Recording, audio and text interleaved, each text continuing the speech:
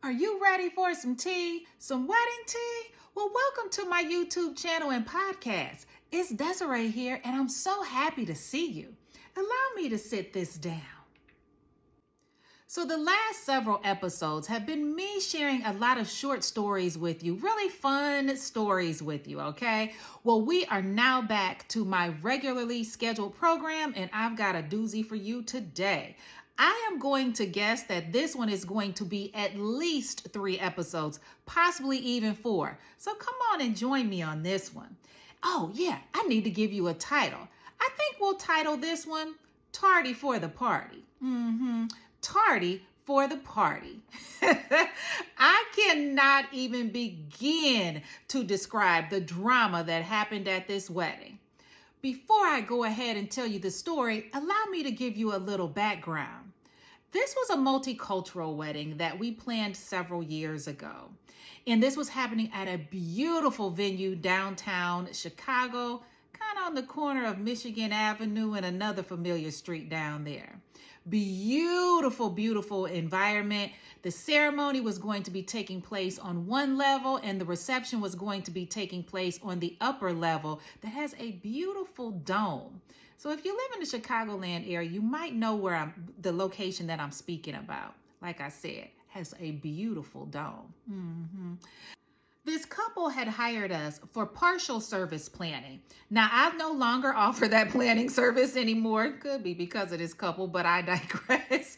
But at the time, it was a bit more services to be included outside of our month of management. But it wasn't the top tier service of full planning. So we did some things for them as well as design the wedding.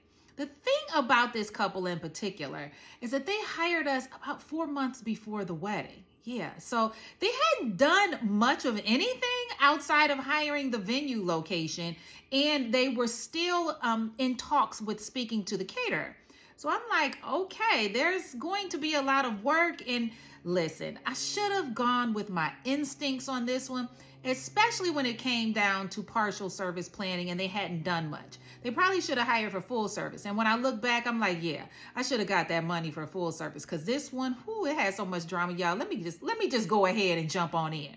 So like I told you, the couple had hired a few months before the wedding, and there was a lot to be done. So I went on ahead, I did the design. The one thing about the bride, she had created a Pinterest board, and she was very specific about making sure that she included cultural elements within her wedding. The groom was American, the bride was not. I won't go into what her culture was. She had created a Pinterest board, and she had specific favors that she wanted. She had specific table linens that she wanted and specific table numbers. I'll dive back into that one momentarily. So I was like, okay, wonderful. Thank you for the Pinterest board. I went on ahead and put a design presentation together for them, shared it with the couple. They pretty much approved of everything that I had done. And so now it's time for me to work to make sure I can reach out to those vendors that they can work on that day. Because again, we have very little time to bring this wedding to life. Vendors were on board. I even found a company that could provide these specific chairs that she was interested in. The only thing about that is, I've got to say, is that she didn't want to pick them up. I'll come back to that later. So we're moving along with the process, working with them feverishly to try to get everything done.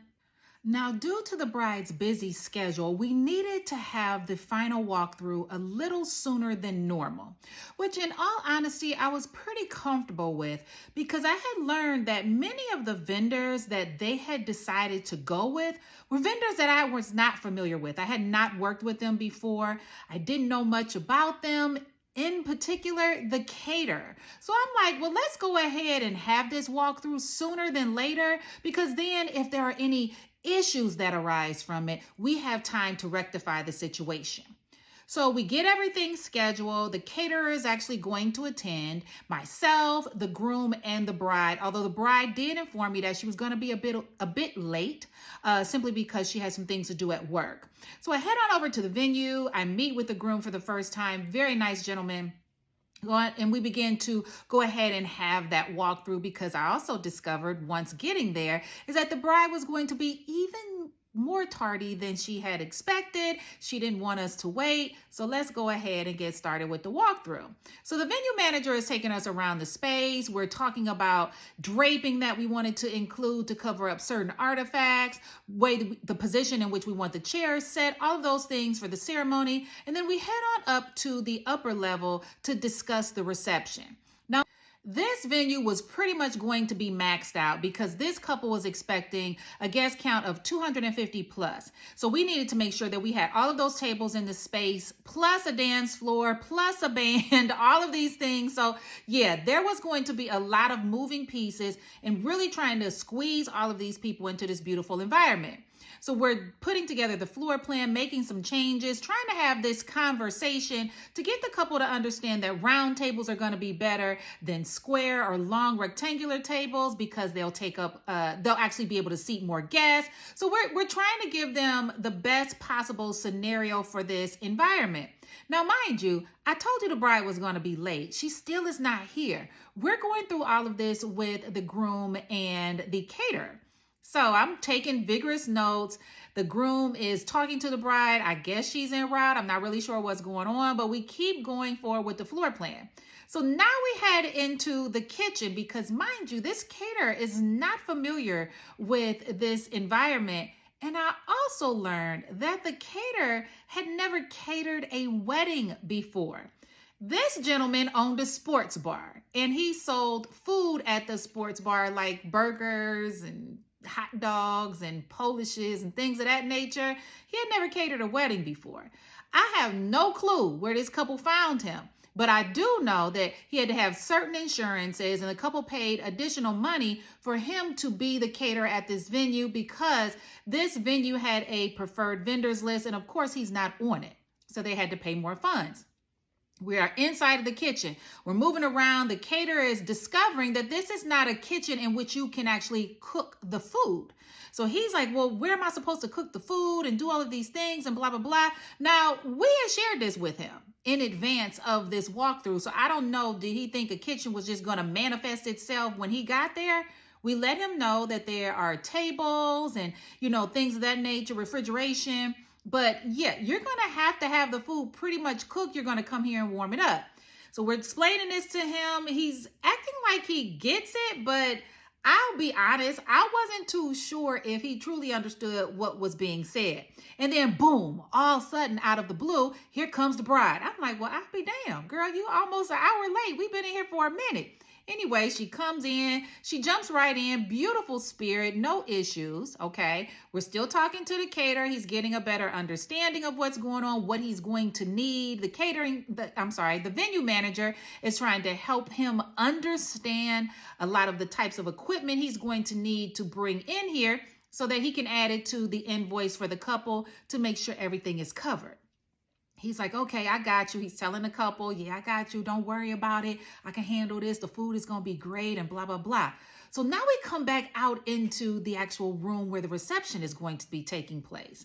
And I decided to ask the question, hey, want to make sure that the caterer can get in here at this specific time so that he can set up the tables and the chairs because I have the floral designer coming at blah, blah, blah time. Caterer pauses, right? Oh, we have to set up the tables and chairs? Yes, sir, you do. Yes, that's what caterers do in facilities like this. He's like, oh, so they're not going to set them up? I'm going to have to get more crew and this, that, and the third. Hey, do what you got to do. Invoice it. I don't care, but you have to be the one to set up the tables and chairs. Furthermore, you also have to provide the linen. So he tells the couple, don't worry about the linen. I will have some linen for you to select from. Everything will work out well. So we leave the final walkthrough. I'm kind of feeling okay about everything, but I am a bit unsure if this caterer is going to be able to pull off everything that he signed up for. It just is concerning to me. I don't know. My intuition kicked in, but I decided to have a conversation with the couple. I just want to make sure everything is going to work out. And are you all comfortable with the invoice? of him adding additional people. Just, again, wanted to make sure I tie up any loose ends because I don't want any problems on this day. Again, we got 250 plus people. I need to make sure this runs as smoothly as possible. The bride is like, oh, don't worry about it. You know, he works with our family. I feel very comfortable using him. I'm like, okay, if you all good with it, I'm all good with it too. So now as we get closer to the wedding, it's time to discuss the seating arrangements for these 250 plus guests. Now this is where the challenges really started. The bride was adamant, and when I say adamant with the capital A, she was adamant about using these specific table numbers. And mind you, they weren't numbers. She had symbols that she wanted to use for the guest seating. So instead of table 1, it would be table, whatever that symbol was. And it was specific to her culture. And I'm like, okay, I get it, but we need to still put a number on there. It could be small, but we still need to put a number on there because the caterer is not going to know the symbols. They're going to know what table, they're going to know that number. They're going to see that number. She's like, no, we don't want any numbers on there. We want these symbols. And I was like, okay. Furthermore, how are the guests going to know what symbol is table 1, what symbol is table 2? She says, well, it'll be on the seating chart. I was like, okay. Do you need me to find someone to do this for you? She was like, yeah. So anyways, I contact my girl, won't say her name. She's like, okay, I got you. Send the symbols over. When I tell you this designer worked vigorously on trying to create this seating chart as well as these table numbers, but the bride just never seemed to be happy with what she was creating. And so she says, hey, don't worry about it. Have her do the seating and the welcome sign, and I will get my mom to do the table numbers. I'm like, okay. Now, I need us again to really have the conversation, and I need you to understand that it's going to take longer for guests to be seated if they are looking for a symbol versus a number. That is going to be a challenge. She didn't care. That is what she wanted to happen. So I'm telling my team, I'm like, we're going to have a problem on wedding day. Let me just be honest with you. I've never dealt with table symbols. It's like Prince or something, you know, how he changed his name from Prince to the symbol. Yeah, that's what we were looking at. Okay. And I'm like, so these guests needed, for one, know what this symbol is. I didn't even know what the symbols were. I had a sheet that said this symbol was table 1. So now we have to be all around the space. This is the plan. We need to be all around the space. When the guest shows us their card with their name and a symbol, we now need to find that symbol on our list and direct them to the table. You see how this is going to work out for 250 guests? It's going to be a bit challenging, right? But I was like, okay, this is what the bride wants. So we need to try to do this as swiftly as possible. My team is looking at me like I'm crazy. Like, how the hell are we supposed to do this? I say, hey, I don't know. We're going to figure it out. We've been hit with worse challenges before. So let's just figure out a plan, okay? So we keep moving forward with the planning process in spite of how we felt about the seating. I will have to say everything went pretty smoothly. The bride, though, was a bit slow to answer questions. The groom would answer, but of course, he always needed to consult with his fiance. So the back and forth bantering that I would say was a little overwhelming for me, but we ultimately got through it with a smile on our faces, okay? So let's move this story along. We get to the wedding rehearsal. All right. Now, mind you, this was a pretty nice sized wedding party, 6 and 6 on both sides, but they were having a cultural wedding. All right. What I mean by that is that the wedding itself, the cultural component for the bride, as well as what we call the white wedding for the groom, were going to both be on the same day versus having one day for cultural wedding, one day for the white wedding. All right. So we knew that this ceremony was going to take some time. At the rehearsal, it was my understanding that the bride's uncles were going to handle the cultural aspects of her ceremony, which I completely respected. There was a very unique way things needed to be set up for the ceremony. There were certain items that they needed to have for specific rituals that needed to be placed in specific areas. So I knew that the rehearsal was going to take some time because, again, we are blending cultures here. Some people aren't aware of how things are supposed to go on. And so I wanted to make sure that everything ran smoothly. So we blocked out 2 hours for this rehearsal. All right. I get to the venue.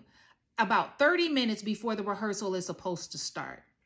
The groomsmen are arriving. The groom's family has arrived. There are maybe 3 or 4 people from the bride's family, but the main people, the bride and her bridesmaids and her parents, they're just nowhere in sight. I do know they are in the hotel, but they are not down on the level for the rehearsal. I'm like, okay. So I'm contacting the bride. I'm like, what's going on? She's like, I'm still in hair and makeup and all of these things. I'm like, okay, girl, well, let's move it along because people are starting to come. She's like, yeah, I hear you, Desiree, but I got to make sure my hair and makeup is right and blah, blah, blah, blah, blah. Whoo, child, here comes the drama. Tune in next week for some more wedding tea.